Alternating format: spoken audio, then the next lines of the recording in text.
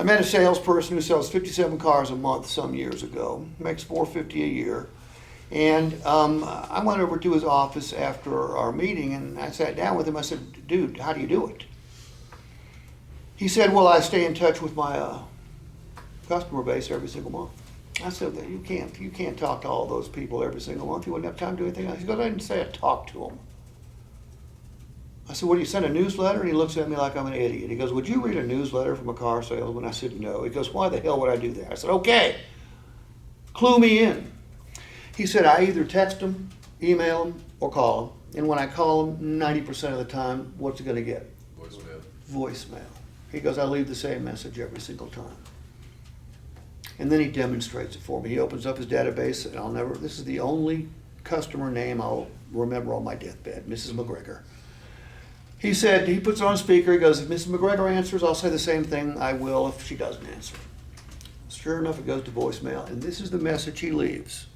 By voicemail, if he talks to him, by email or by text, every single month. And the message sounds like this. Brandon, this is Steve from Don Davis. No need to call me back unless there's something I can do for you. Just want to remind you that I'm here for you if you need me. Have a great day. That's it. He offers to be of service. Now, this guy is the one that taught me about referrals. He said, Steve, you teach people to ask for referrals at delivery and on follow-up phone calls, right? I said, yeah. I said, yes, I do. He said, why do you do that? I said, because that's the way I did it. He goes, did it ever work for you? I went, no. He goes, you're a dumbass. And you know what? He's right. It never worked for me, but yet I was still teaching it because this is what we do in our business. We keep teaching dumbass stuff. All right? He takes it one step further. He always, if his customer is in a position where they could use referrals, he offers to be a source of referrals for them. And when he makes those follow-up phone calls, emails, and texts, he always reminds the customer that, Miss Brandon, I remember you're in the office products business. Every time I run into somebody looking for office products, I'm always going to send them to you. Have a great day.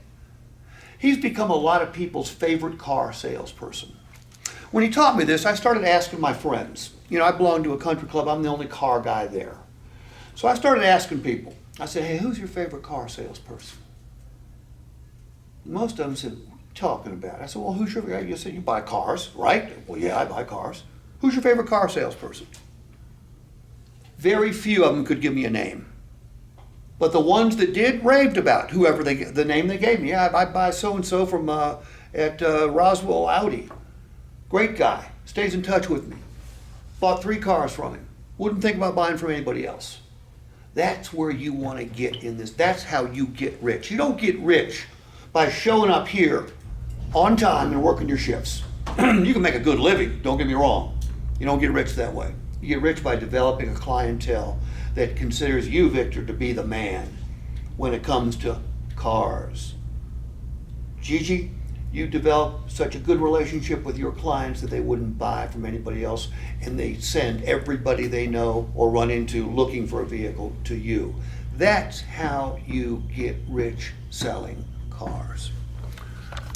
All right.